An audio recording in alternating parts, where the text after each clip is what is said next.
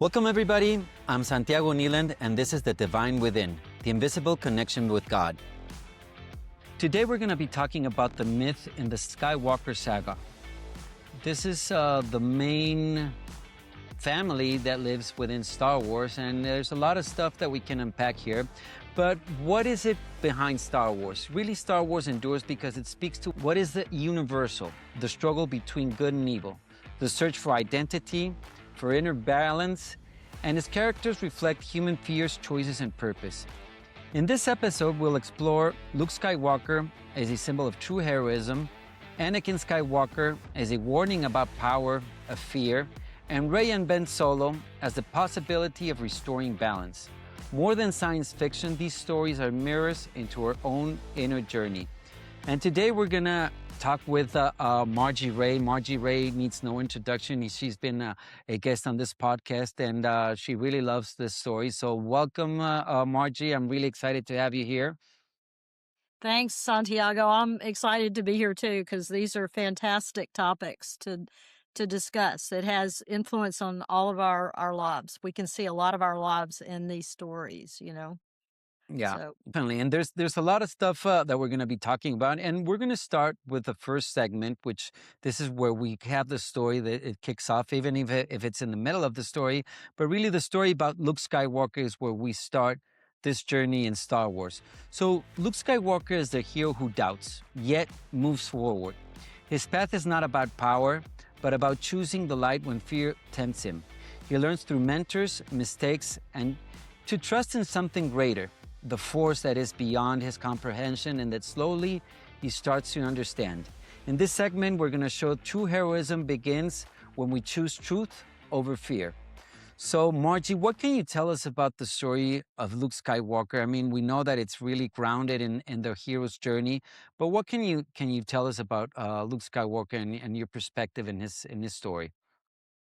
well, I think we see the evolution of the hero. At first, it's not, it's his desire to kind of become a storybook hero, go out and be a big pilot, and do stuff like that.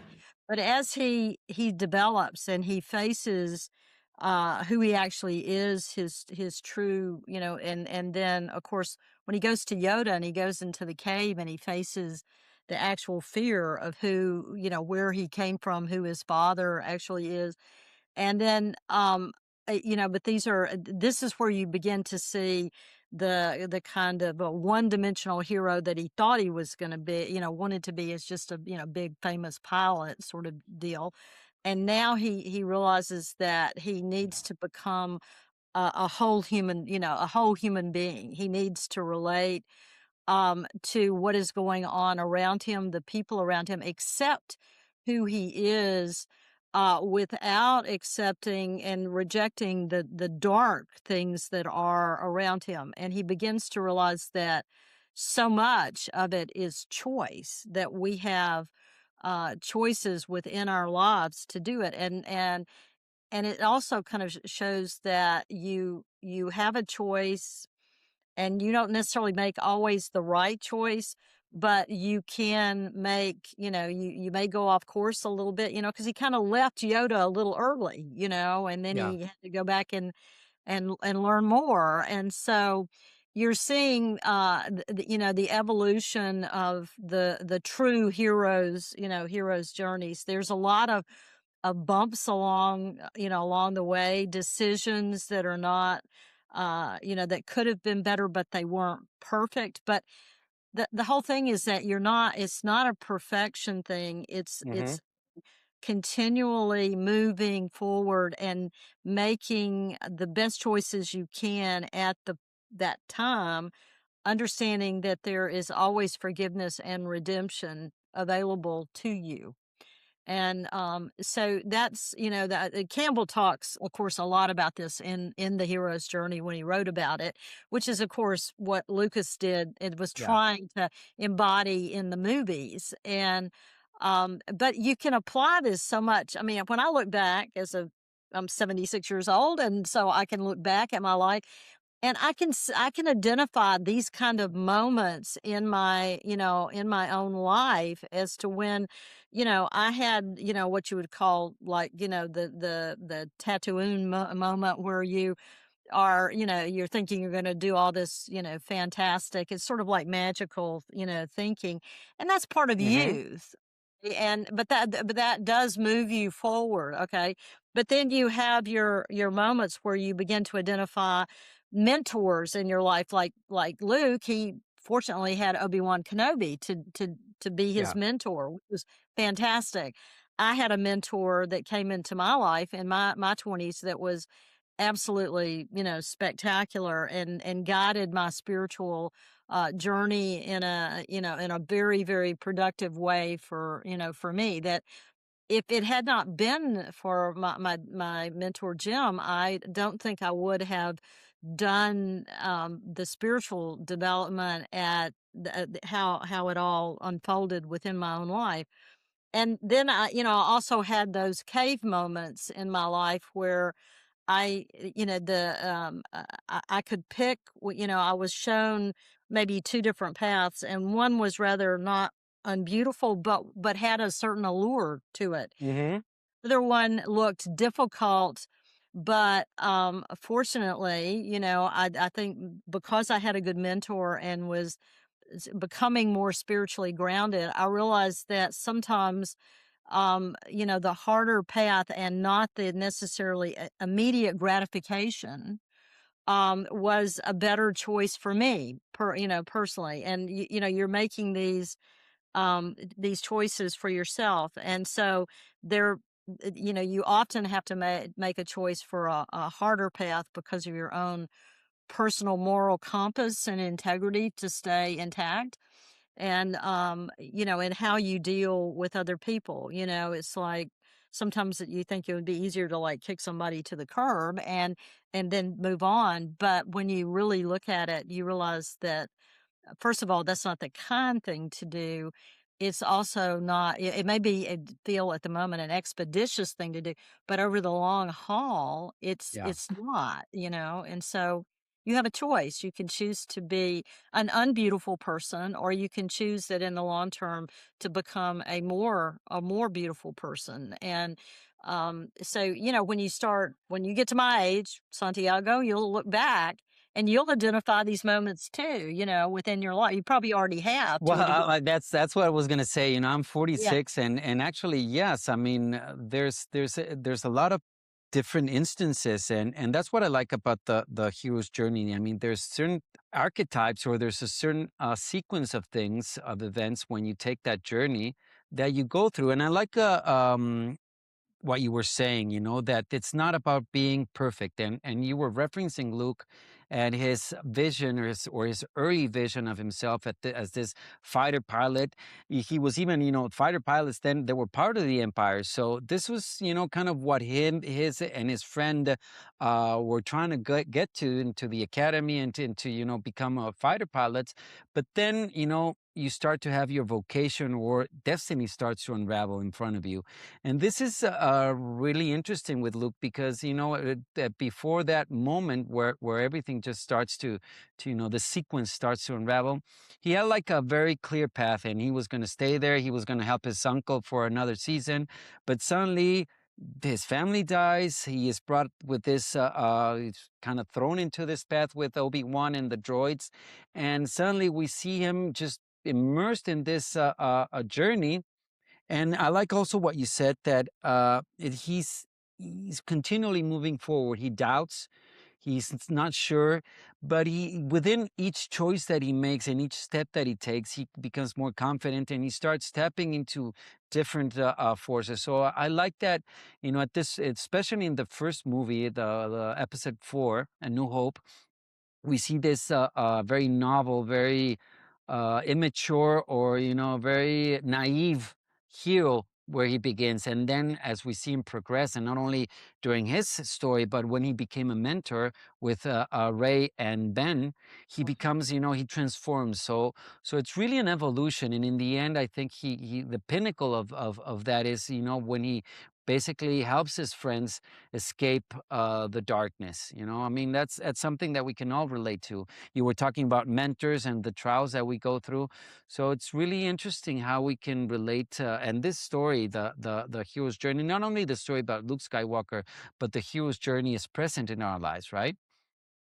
Oh yeah, I think, anybody can look in their own personal life, their own personal progression through their lives and identify, because I mean that's what Campbell was talking about. They're archetypes, and archetypes are what is applicable to the individual's life, and it's just another way of identifying things within your life. I mean, Maslow did it. There's a, bunch of psychologists that have done it, about how you identify the different phases and transitions that you go to. And it's not on a timeline, it's not like, I mean, some people get it early. Some people may come to certain points later, later in their lives.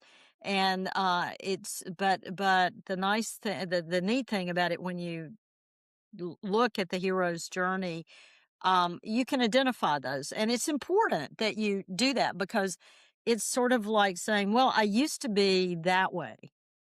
Yeah, But now, because of my choices, I am now this way. And then if you identify that maybe I didn't make a good choice then, well, did I learn from that bad choice, or did I not? Maybe I need to go back and reevaluate that, and maybe I need to make a course correction here. Okay. And I've certainly, done that both career wise and also in my personal life interactions with other people. And but you can always make a course correction. There is redemption and there is forgiveness. And so that's important. Don't cut yourself off from that. Okay, don't think that you've made a decision that there is so bad you cannot come back from it, because well, first of all, we know the divine doesn't work that way. You know, there's exactly, it's exactly. always there, and within you, you can find the good, and so that's what's really, really important. And I mean, a couple of things that we can take from this story with Luke Skywalker, and we discussed this in previous podcasts, is his ability to tap into the dark side. And I think this ability to tap into the dark side, use it, kind of take advantage of that, but not let it overcome him, overpower him, and really, infect him in a way that he just goes and becomes evil. And I think this is something that we as mortal beings, I mean, we're mortal and divine beings. We're living this divine mortal life within, but we're spiritual beings. We have a spirit, we have a soul, we have mind, but we have this material nature that in some cases does have this dark side, or this potential for I don't want to say evil, because it's not evil, but for this dark side, this, and we're going to talk about later on the balance. So one of the things that really fascinates me about Luke Skywalker is his ability to be, to tap into that dark side, understand it, maybe not destroy it, but use it in his favor. So that's something that I think, if we're able to understand ourselves and not shy away from that nature, but understand that, then we're able to tame it. And I like this analogy, now that we're talking, or not an analogy, but this archetype of the dragon.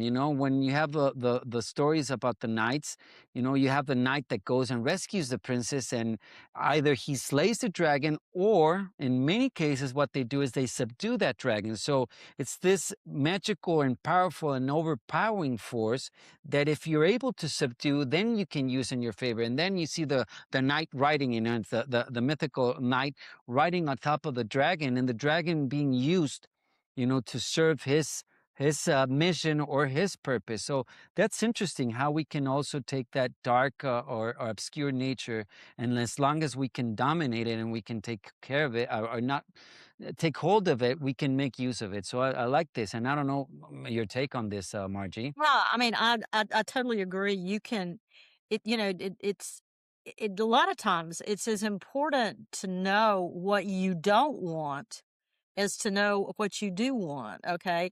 And so if you identify, within like, I don't want to kill a dragon. I would like to, make it submit or change the dragon to where it can have a positive use within my life, okay?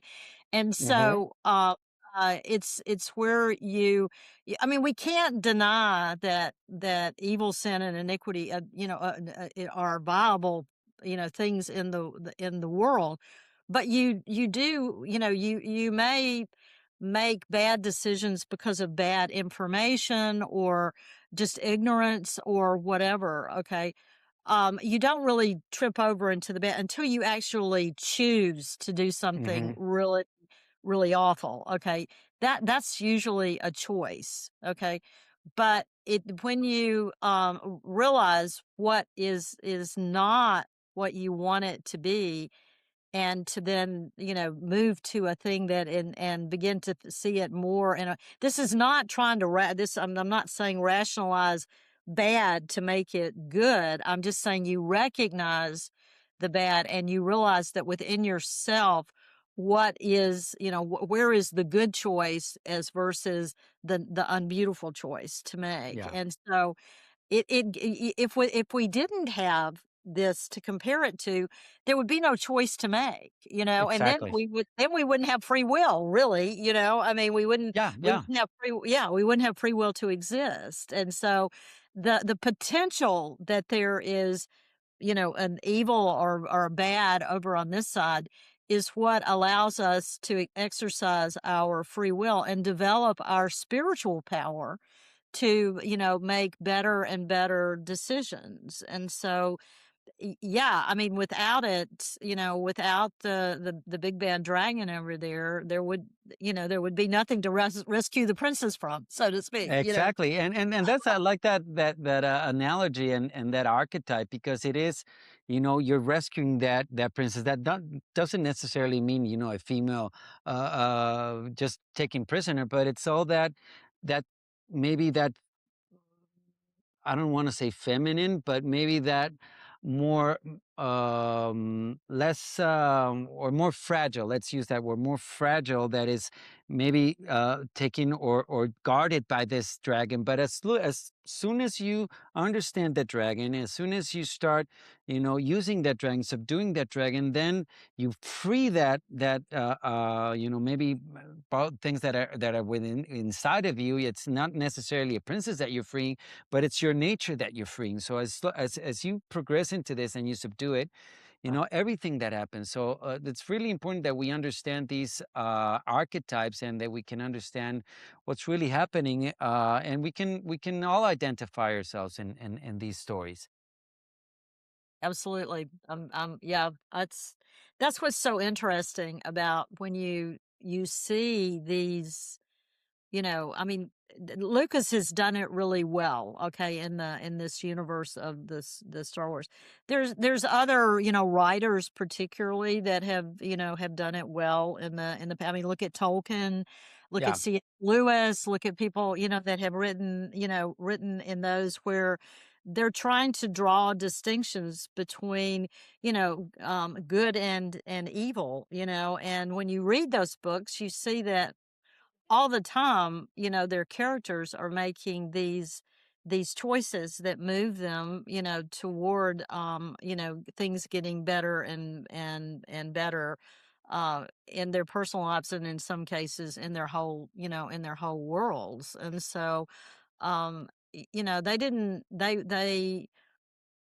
just write these books as a lark. They wrote these books and these movies and all these things because they know how powerful stories are to people and their lives. And it's one way to make people to well, not to make, but to allow people to inculcate yeah, these ideas in their own lives and move forward. So I think there's hundreds of examples of where people have done this. I Those were just a few that came right off the top of yeah. my head. This is a very interesting story because in Anakin's story, it reveals how fragile moral balance truly is. He does not fall because he lacks goodness, but because fear and attachment clouds his just judgment. His transformation shows that evil often grows from unresolved pain. And in this segment, we invite the audience to reflect on how fear can distort even the best intentions and can set us in a path that if we're not really open and sometimes, we humble to hearing God's voice, we can go into a very dark and evil path. So what can you tell us about this choice, Margie, and the story in Anakin's life on his choice of embracing evil? Yeah, I when I've watched, Anakin's story and you read and so it it makes you very sad for one thing because you see, a beautiful character um who is wrestling with such, I mean, he so loved Padme, that he literally would have done, and he did embrace evil because he thought he could protect her. And um there's, here again, it's making a choice. If perhaps, it was a really hard choice, a very very hard choice to make. But we often make choices for what we think are at the moment very, very good, for very, very good reasons, for another person or whatever. Um, the thing that I see about, Anakin is that he went down that road and he could have course corrected Many at, times. yeah, many times, but Yeah. he chose and here is where he chose not to. Okay. And so, a lot of sadness and evil and things happened because of it's like he got to a point and he couldn't, he didn't he did not believe in redemption. All during that time, I don't Yeah. think he did not have a, belief. I'm down this way. I've got to be as, I'm I gonna. can mend. He kind of just he doubled down into his path. Right, I see you that, yeah, right? you just double down on the bat. And so, but the other neat thing about Anakin's story is that there is redemption, Yeah. okay? Even at the end, after all the terrible things he's had, he cut off Luke's, or I mean, and, all these things, Yeah. Yeah. um, he he was redeemed in the end, into the eyes of his son, which was really, really important in the story to show that somebody that had, I mean, the only other person around that was was the emperor himself. Of course, he was unredeemable. He was the example of when something is totally unredeemable. But Anakin, as Darth Vader, was in the end, he was, he was redeemable. And so the thing is, the lesson here is that you you can course correct when you make bad decisions, and that's the thing to I think to take away from Yeah. Anakin's story is that you don't have to stay in that place. Okay, you Yeah. can choose to do something else. Sometimes when you choose to do something else, you may have to forfeit your, maybe even your life or your comfort or your whatever. But in the end, you will be a better, a better person because of it, because you have chosen light over dark. Okay. And so if you want to look at it in terms of light over dark, so, it's that scene between Luke and now the ex Darth Vader, his father, Anakin, is one of the most poignant stories to me in the whole thing. Yeah. Yeah, I love that because the message of redemption is so strong. you know. Oh, I think this is the nitty gritty about Star Wars. This relationship between Anakin and Luke. I mean, and the entire relationships that Anakin has. So let me just. I mean, you commented a lot of things. So let me just go step by step into this story. So first, what we're saying is that you know Anakin, we know that his life, his story wasn't peachy and rosy. He was a slave. No. He was bound by that. He was rescued in a way by Qui-Gon Jinn, and he came into but he was broken. We know that he was broken inside, and suddenly he falls completely in love over Padme, and that becomes, he at first his everything was his mother, but then he has to substitute that, and Padme doesn't substitute, but she becomes that everything for him. So when we get this relationship and suddenly he starts sensing that she might die, this is something that he cannot accept. So I see that this is something he starts to slowly deceive himself. And like this story, I'm going to tell you briefly. I think I've mentioned this before, but I once was in Texas and I was listening to radio, and there was an interview with a guy that had been a prisoner of the Taliban, and they were interviewing him, and they asked him, so how was it when you were there that these people knew that they were doing evil, that they were evil? And his reply was, you'd be amazed at the capacity for the human brain to justify anything. So this is something in our lives that we have to be very wary of. Sometimes our desires are just, overpower our rationality.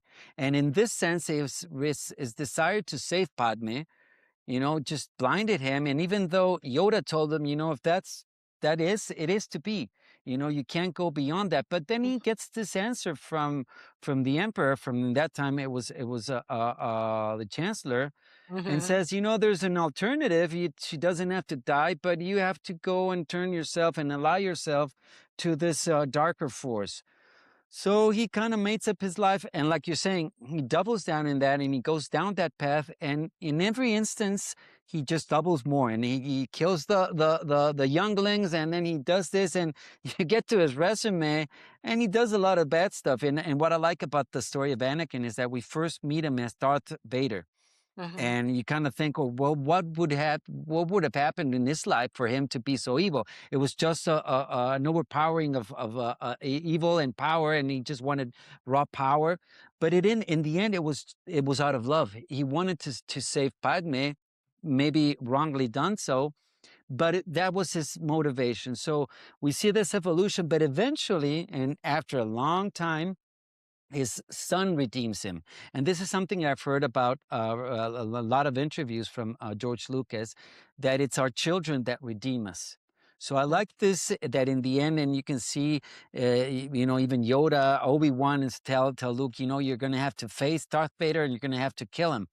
But he's convinced that he doesn't have to kill him, that he is going to be able to switch him back to that redemption and that dark and that bright side. So I love this story of his evolution. And like you were saying, the story about him is really fundamental in Star Wars. But anyways, I wanted Mhm. to throw all that in and see your take on Right. it. Yeah, it's just it's such a truism of life, you know? It does reflect exactly what a lot of people, experience, in their lives. They embrace things that are not necessarily the best for them or even the other person, because they are so attached to this one thing that trumps, all things. And he can't get to the point of acceptance that, she is going to leave him. And it's this thing about not really wanting to accept reality, and you try to manipulate it as much as you possibly can, to get the outcome Yeah, that you want. Okay. yeah, And that outcome isn't necessarily the best for you or for the people around you. And but once again, if you go through a certain amount of maturation, and are, always trying to find the good, you can find a path through, through those times in your life.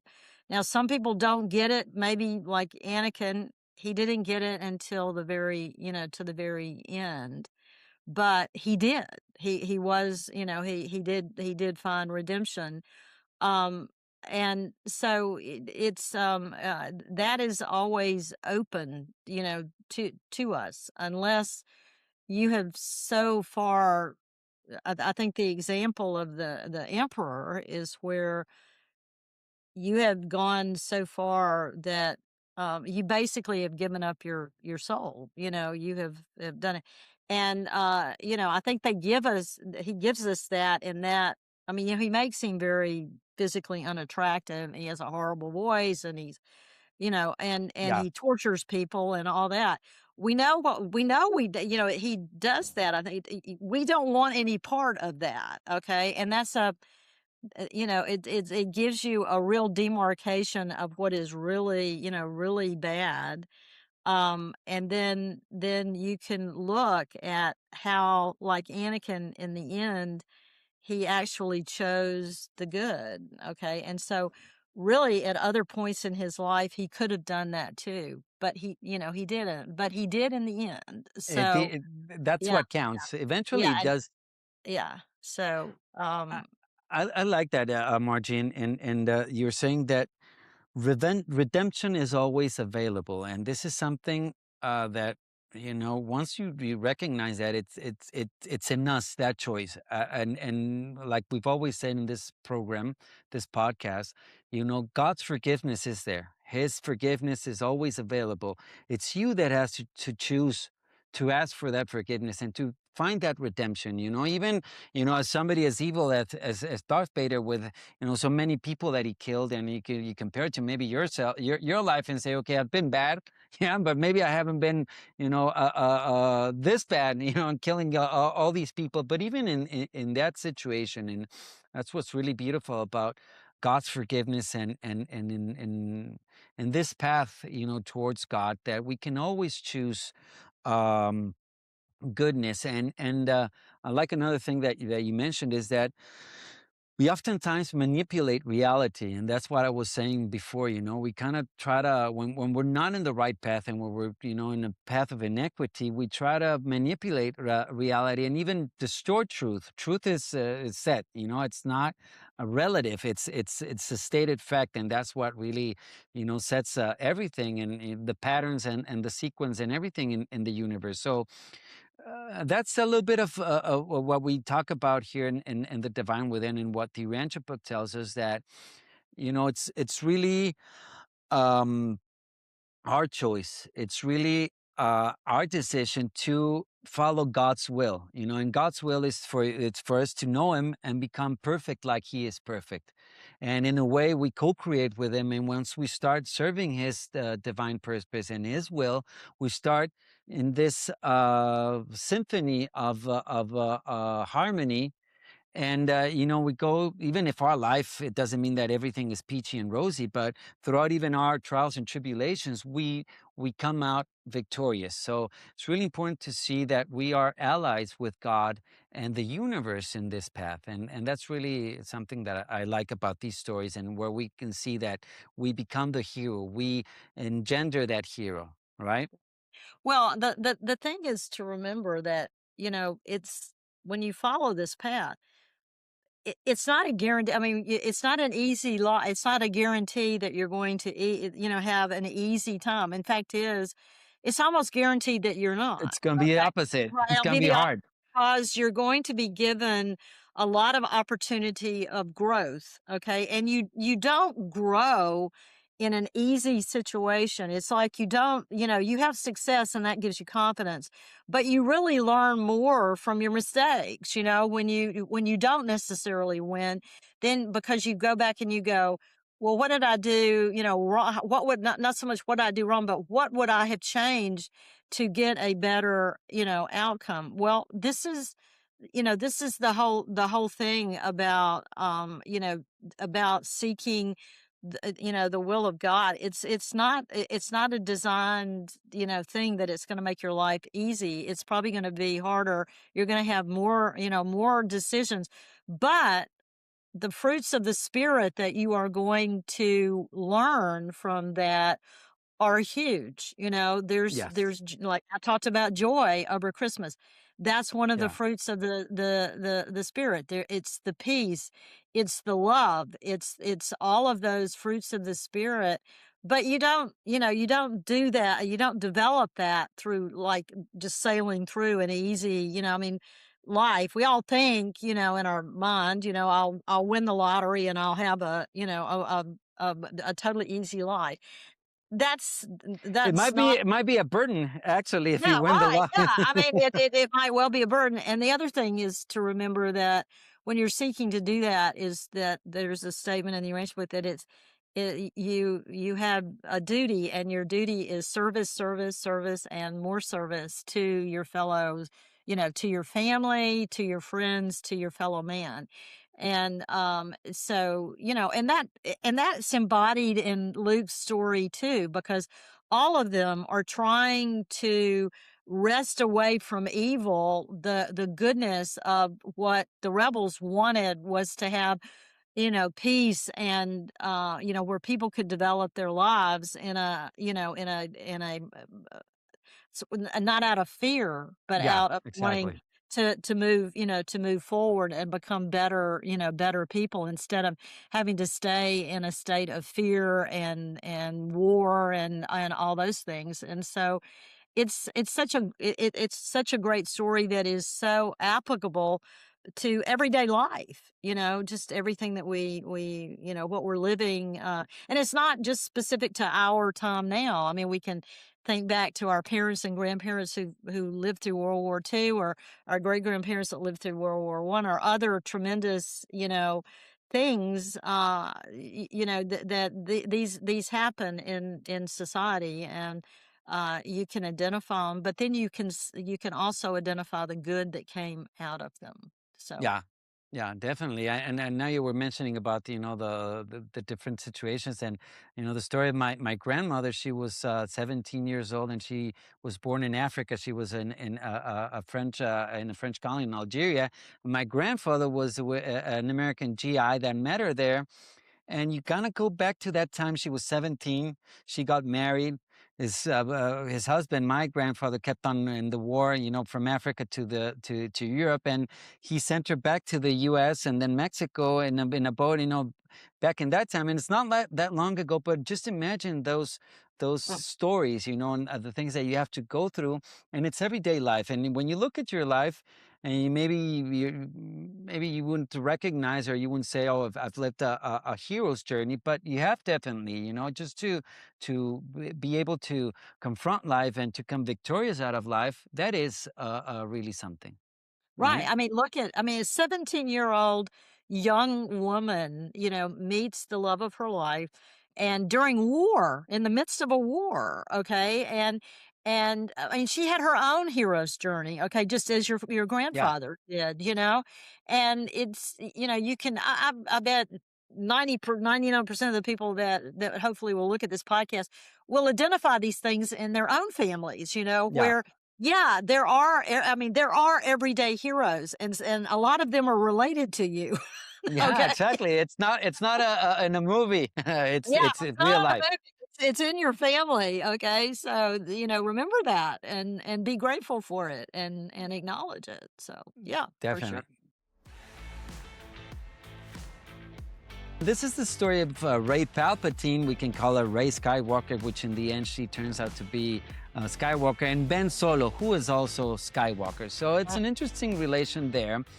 And I know that there's a lot of people, from the ancient or the more traditional fans that maybe didn't really like this Disney take on Star Wars, but I definitely really, really liked it, because this is a very specific and very touchy subject where we have to balance. So what's balance all about? And this is what we're going to dive into this segment. So Rey Palpatine and Ben Solo inherit powerful legacies, but they are not defined by them. Both show that balance is not about denying darkness, but about consciously choosing the light with compassion and responsibility. It's understanding that darkness, like we've said, but choosing the light.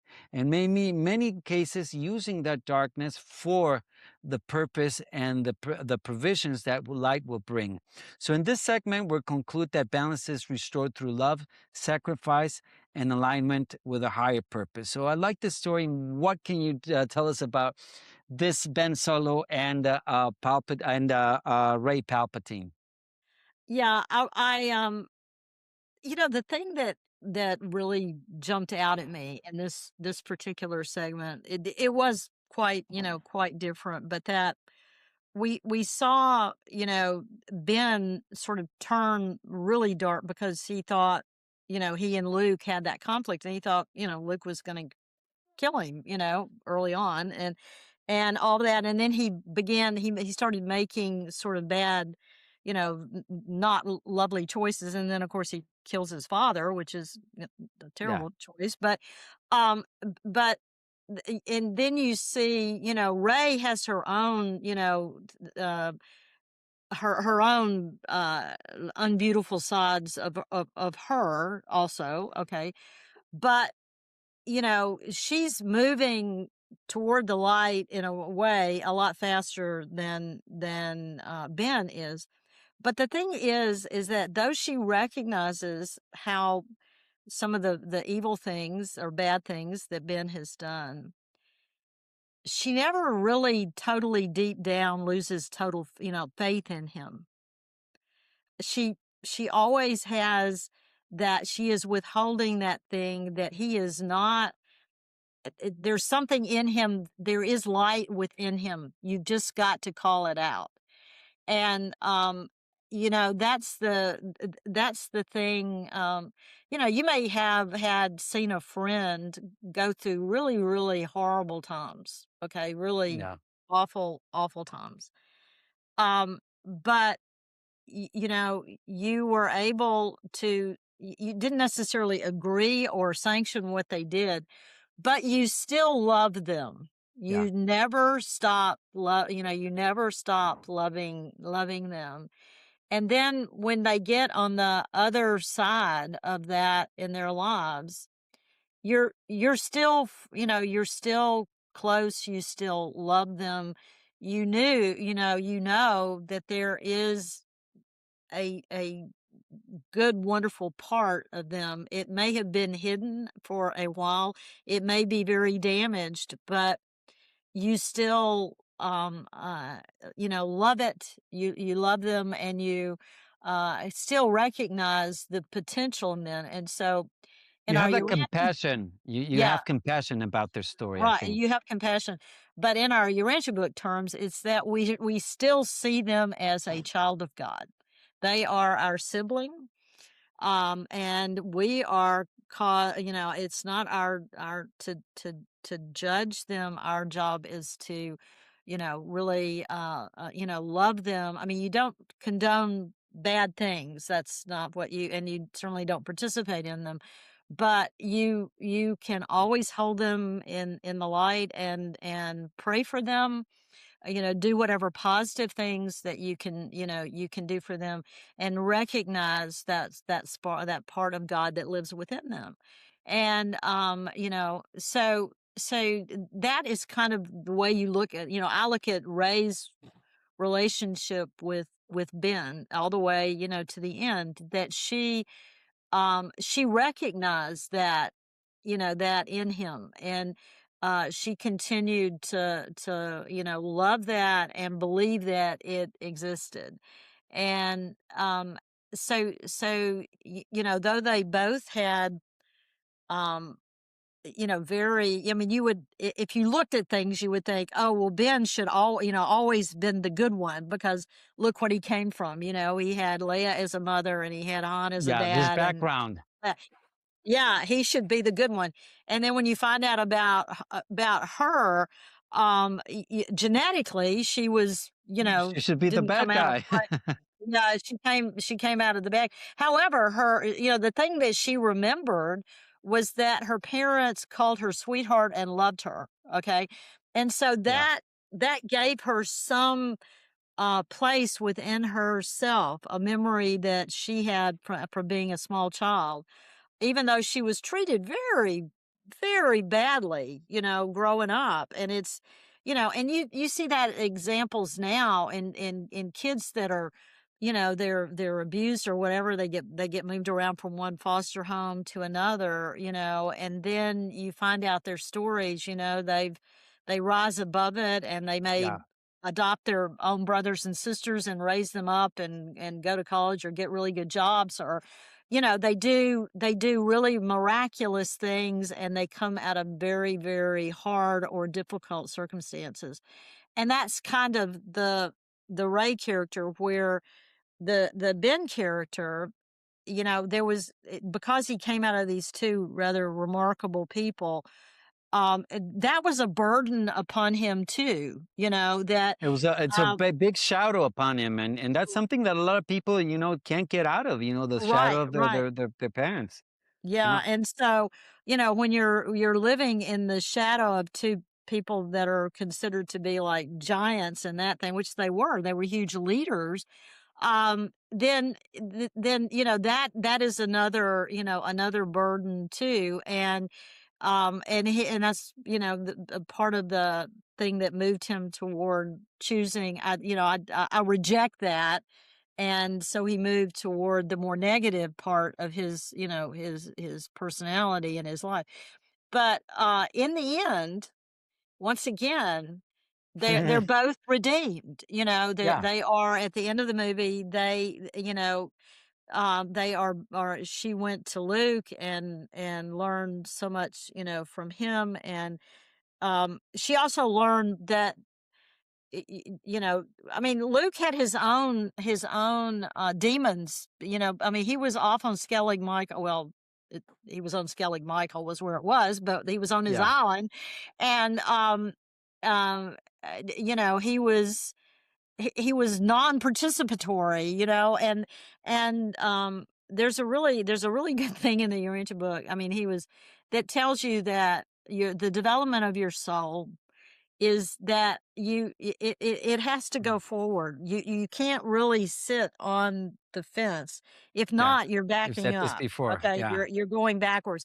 And while Luke was sort of sitting on the island, he was trying to sit on the fence, and it was not doing wonderful things for him. I mean, we saw that, in his Yeah. in his brain.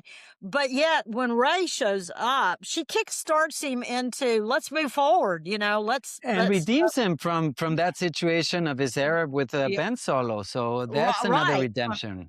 Yeah. Yeah, so that's another form of redemption. But she saw what had happening to him when he was doing really nothing to forward to move forward. And so that was another really, really good example that your mentor isn't necessarily perfect. Yeah. He's not going to necessarily have all the answers, but he does have experience. Okay. And you can learn from his experience. You don't always have to reinvent the wheel. You can learn from other people's experience. And that's what a mentor often helps you do. And that's what, Luke does in this. But, and he, to a degree, he understands his culpability of why Mhm. Ben is the way he is, and you He feel, understand. I like that what you say. He understands his culpability, and many times we do not, or we deceive ourselves and do not uh-huh, want to understand that. And that's something that really Luke understood from the beginning. Even as right, he was going to strike him, he retracted because he really understood that.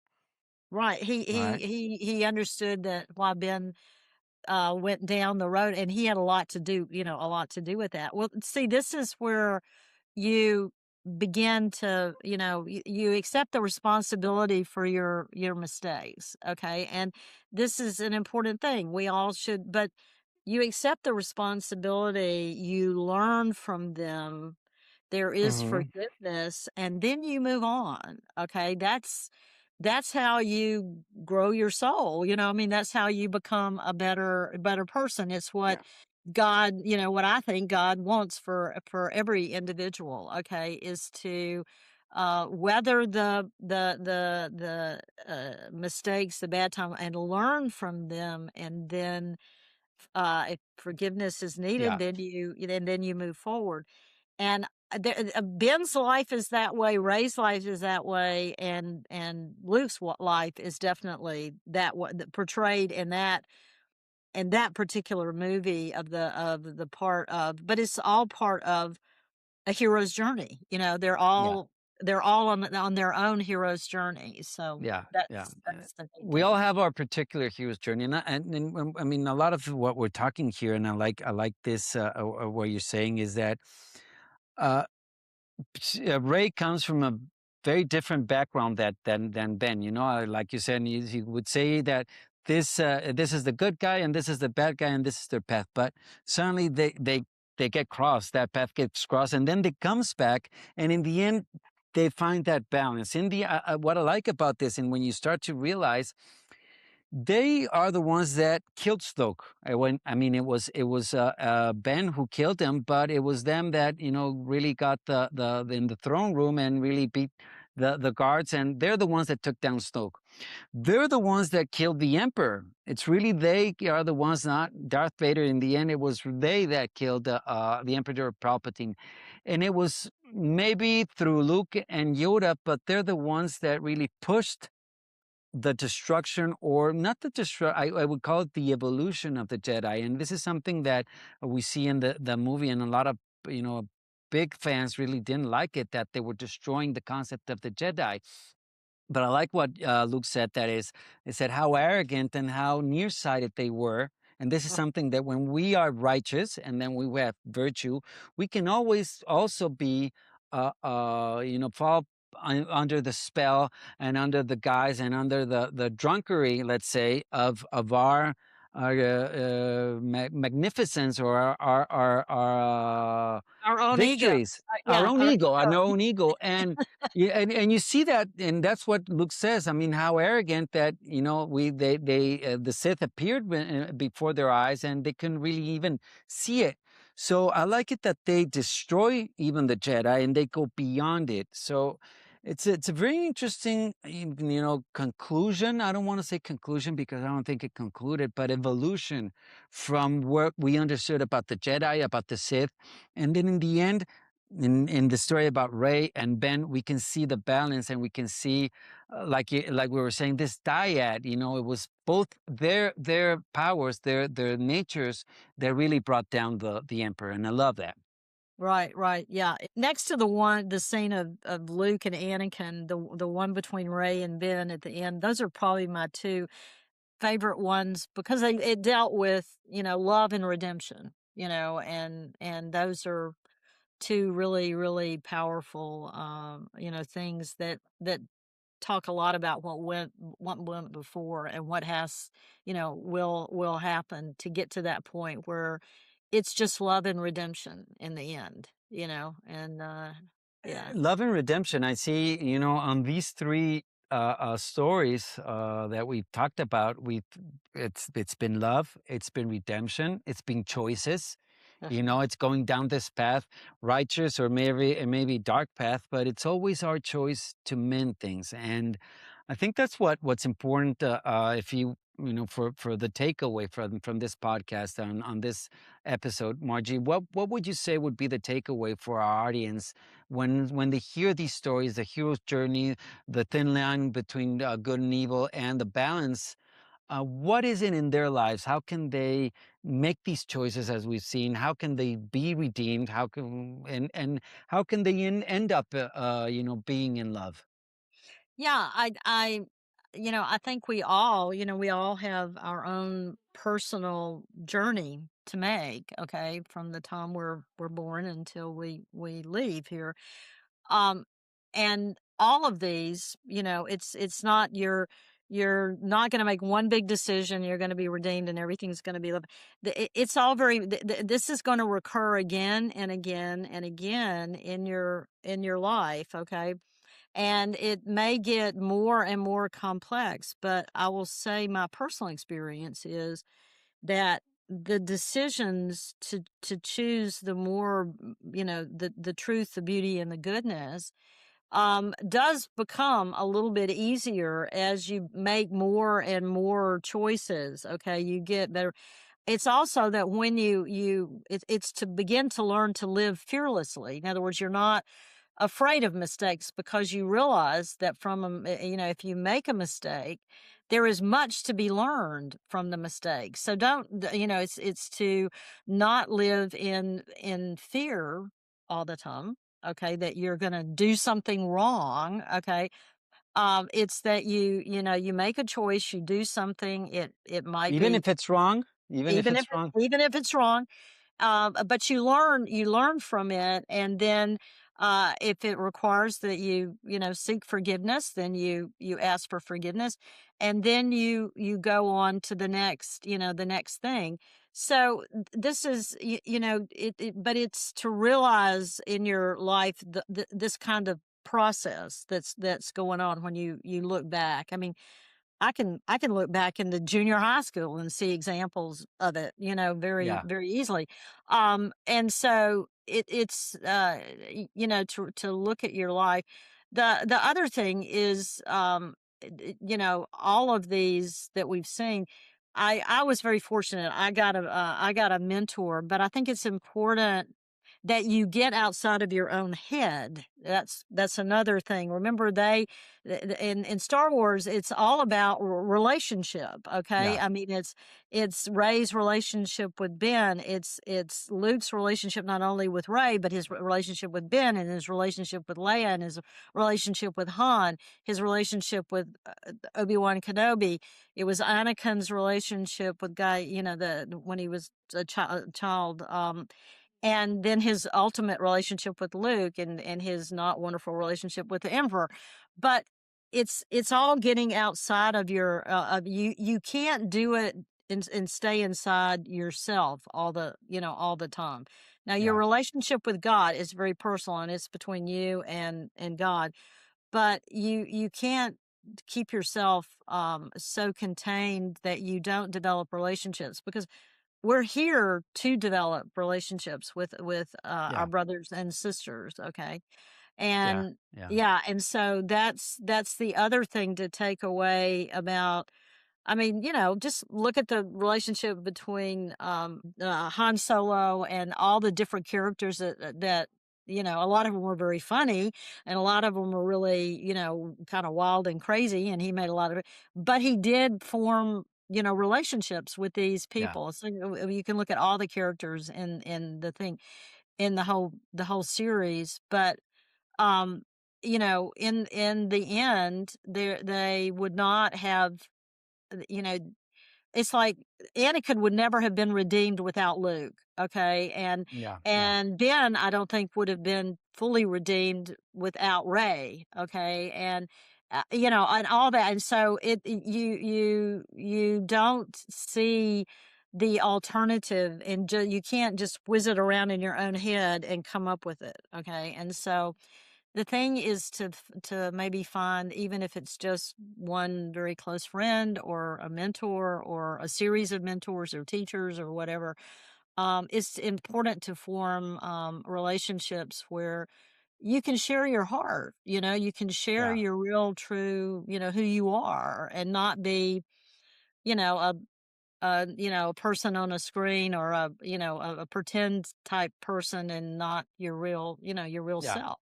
And so I think all of these, all three of those speak to that, and to seek a balance in your life, yeah, but as you go, as you go along, understanding that balance is going to get incrementally maybe a little bit more difficult, yeah.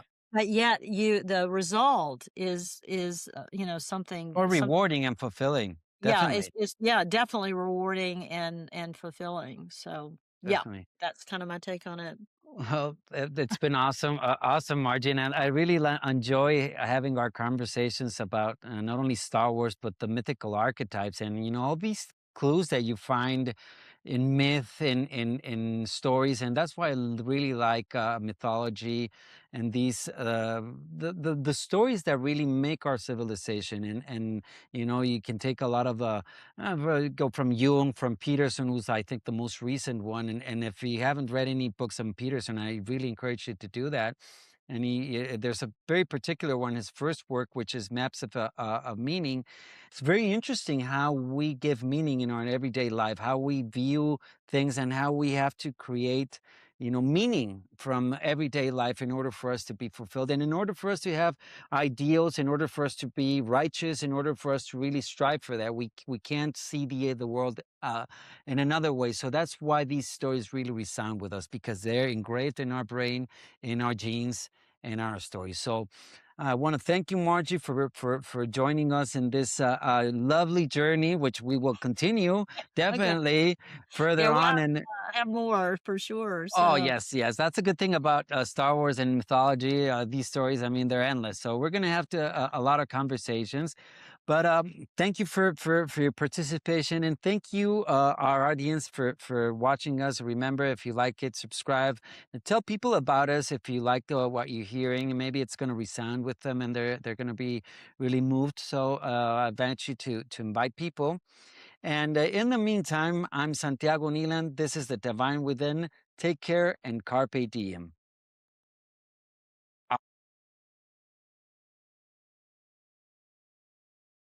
What does Luke Skywalker teach us that modern culture gets completely wrong about heroism? what does he teach us? I think, what he teaches us is a lot out of that when he's the first character that we see. He's thinking that where he is at the moment isn't important. Where actually it really is important where he is with his aunt and uncle. And that he doesn't really appreciate them until they're no longer there. I mean, that's another lesson about it, because you're after you're you're thinking about this one-dimensional hero that you want to be, which is based more in your ego and your self-aggrandizement than it is in the true hero, where you're trying to make better and better choices and form more relationships that are important and nurturing, both for you and for the people that you're with. Awesome. Thank you.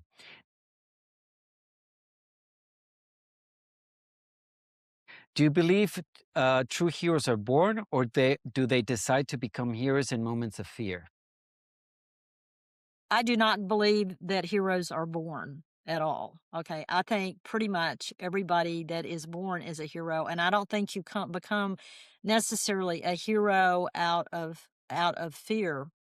Some people, I think, do, and they become heroes under really extreme circumstances. Okay. But when you look at people's lives, there are people that make very heroic decisions every day for the betterment of the world and for the betterment of their families, the betterment of their children, maybe the betterment of their elders. They're giving, giving, giving. And so I don't think they're definitely not born. Okay. They're born children of God. Okay. And they Awesome. have the opportunity to be a hero within their own life. And there are many very silent, quiet people going about doing heroic things every day. Thank you. Awesome.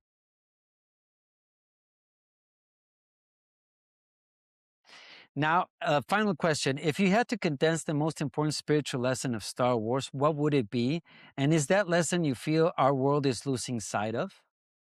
What's the most important lesson Um, of Star Wars? And are we losing sight of it?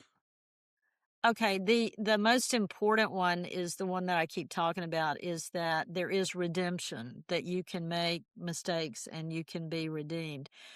I feel like we've kind of lost that a little bit recently, because it seems that so much of our world is driven by ego and power, desires for great power, and the exploit, the people So ego is being expressed instead of our willingness to make life better for everyone. So I would say probably forgiveness and redemption are pretty kind of, we've got a low titer of that at the moment. But once again, it's not lost. God isn't going anywhere, and it will reassert itself. I have absolute faith in that. Definitely, definitely.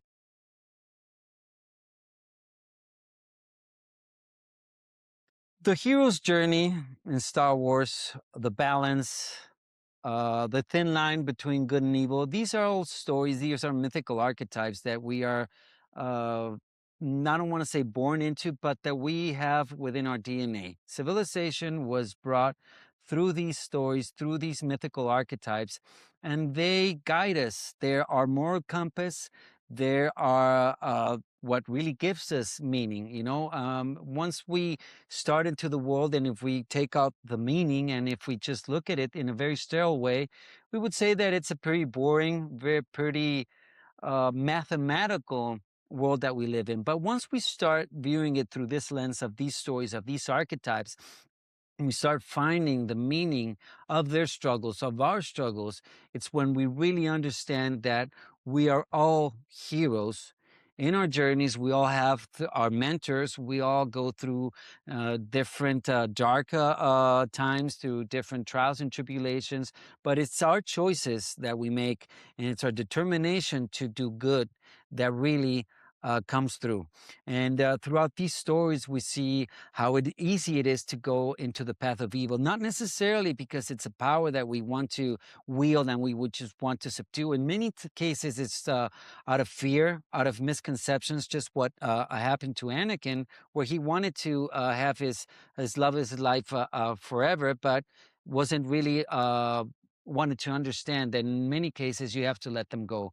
And how at the end, even though if we come start from one point, which is maybe good, traverse through evil, we can always redeem ourselves, and that's the story of Ben Solo, and throughout his relationship with Rey, and how they really transmute or transcend this dyad, and together bring balance to the force and to the universe. So enjoy it and have a great day. On the Divine Within podcast, we'll share real conversations to help you find a personal connection with God. My goal is to support your faith, growth, and journey toward discovering the divine within yourself. Join us to deepen your faith and spiritual journey.